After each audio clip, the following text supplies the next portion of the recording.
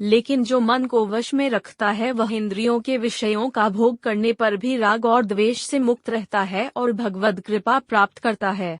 यह विनाश की ओर ले जाने वाला पेचीदा अधोपतन इंद्रियों के विषय भोगों का चिंतन करने से आरंभ होता है। सुखों की लालसा करना आत्मा के लिए उसी प्रकार से सहज है जिस प्रकार से भौतिक शरीर की प्यास से तृप्त होने की इच्छा। यह विचार करना भी कठिन है, मैं कभी सुखों का चिंतन नहीं करूँगा, क्योंकि यह आत्मा के लिए असहज है। इसका सरल उपाय यह है कि सुख का चिंतन उचित दिशा अर्थात भगवान में हो।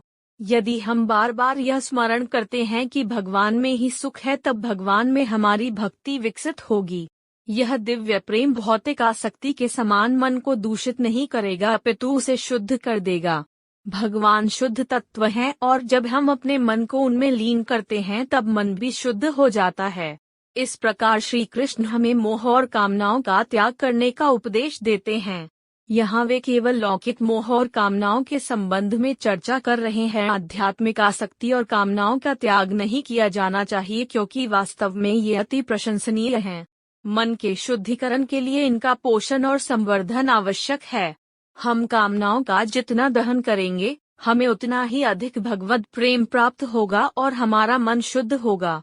जो निर्विशेष निर्गुण ब्रह्म की पूजा करने को कहते हैं, वे इस तथ्य को समझ नहीं पाते जब वे सभी प्रकार की आसक्तियों का त्याग करने की अनुशंसा करते हैं।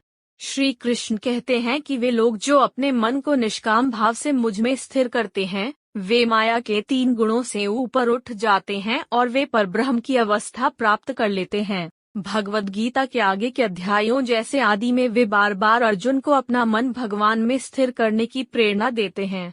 राग और द्वेष एक ही सिक्के के 2 पहलू हैं। द्वेष और कुछ न होकर नकारात्मक आसक्ति है। जिस प्रकार से आसक्ति संसार के विषय भोगों का मन में बार बार चिंतन करने से उत्पन्न होती है, उसी प्रकार से द्वेष के कारण घृणा के विषय मन में प्रविष्ट हो जाते हैं। इस प्रकार भौतिक पदार्थों में आसक्ति और विमुखता दोनों का मन पर समान रूप से प्रतिकूल प्रभाव पड़ता है। वे इसे दूषित करते हैं और माया के 3 गुणों में धकेल देते हैं। जब मन राग और द्वेष दोनों से मुक्त हो जाता है और भगवान की भक्ति में तल्लीन हो जाता है, तब वह मनुष्य भगवान की कृपा प्राप्त कर अनंत दिव्य सुख प्राप्त करता है।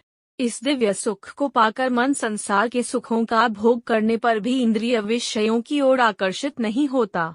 इस प्रकार से स्थित प्रज्ञ मनीषी इंद्रियों के विषयों स्वाद, स्पर्श, गंध, श्रवण, रूप का हमारे समान भोग करते हैं, लेकिन फिर भी वे आसक्ति और विमुखता दोनों से मुक्त रहते हैं।